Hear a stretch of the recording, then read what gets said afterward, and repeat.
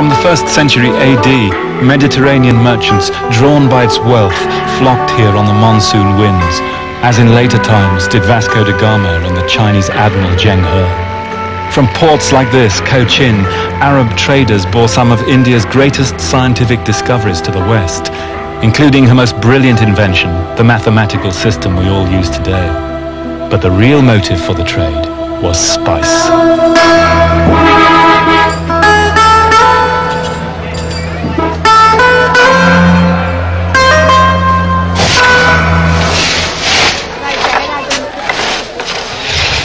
Here in Cochin, for centuries, foreign merchants bought the famed spices of the Malabar coast, especially pepper and ginger, which are both words from South India.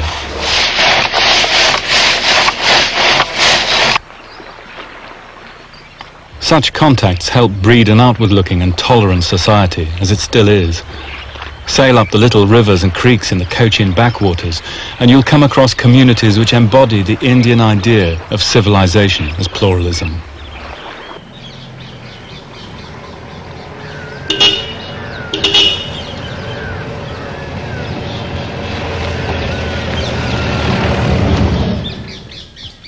Tradition says the Jews came to this village from Iraq in the 6th century BC.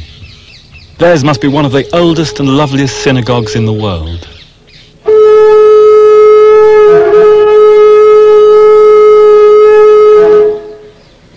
They're only one family now, carefully maintaining the rites as best they can.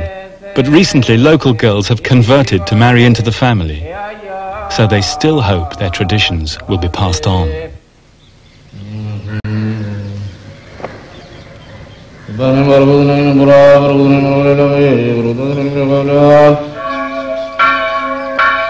The Syrian Christians claim their church was founded by the Apostle Thomas himself.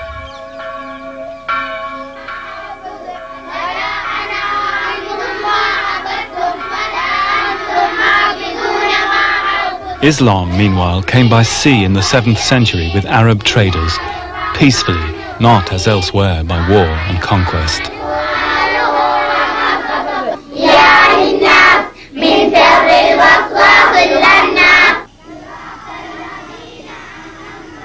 So here today in Chandamangalam, Hindu, Christian, Muslim and Jew live side by side.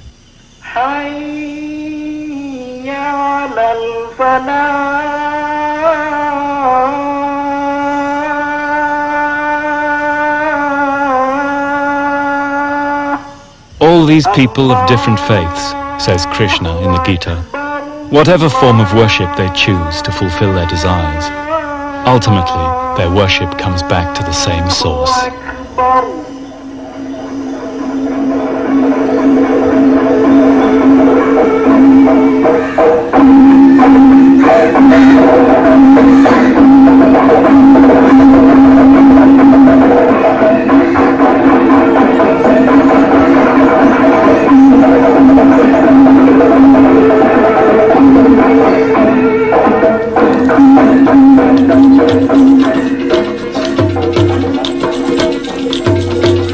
In the north, the impact of Islam was very different. India is full of riches, wrote the Muslim historian Al-Biruni, entirely beautiful and delightful. And as its people are mainly infidels and idolaters, it is right by order of God for us to conquer them. Within a few decades of the Prophet's death, Islam had swept westwards to Spain and eastwards to the Indus Valley.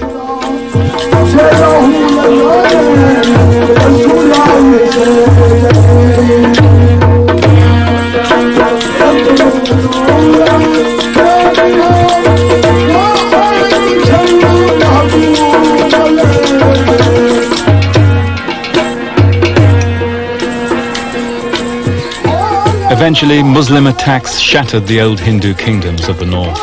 Benares itself fell in 1194, and in the heart of the city, you can still see what results from asserting by force the unique truth of one faith over another.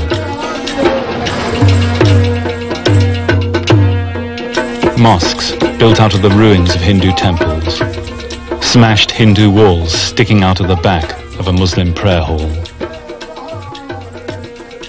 Religion itself is outraged, said Mahatma Gandhi, when outrage is done in its name.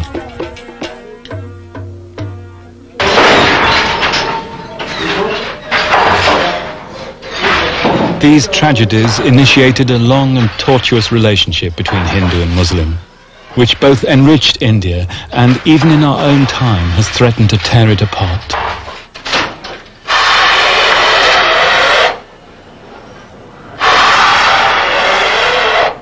In Benares, the Muslims became the mainstay of the city's economy.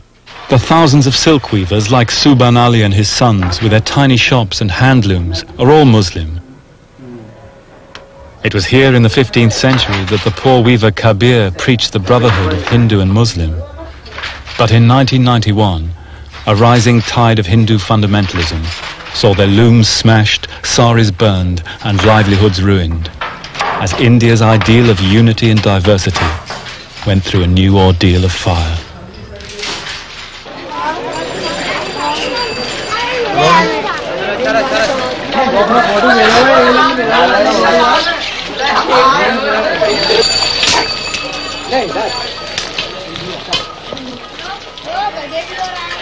A mixed Hindu and Muslim culture arose in the north. And in the 16th century, there was yet another brilliant flowering of Indian civilization, the Mughals.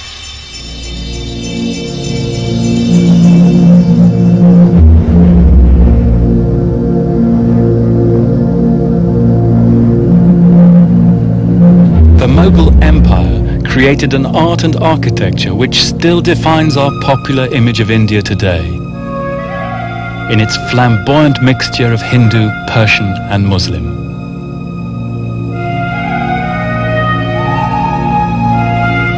This is Fatehpur Sikri, founded in 1569 near Agra by Akbar the Great.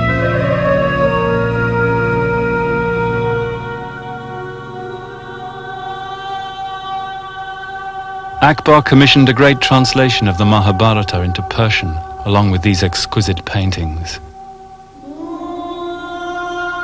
He came to understand that the only way to rule India, indeed any civilization, is with tolerance and pluralism, and increasingly he was drawn to the deepest currents in Indian thought. The most fascinating aspect of Akbar's career, and surely the one that's most relevant to us today, was his attempt to find a synthesis of all the religions in his empire.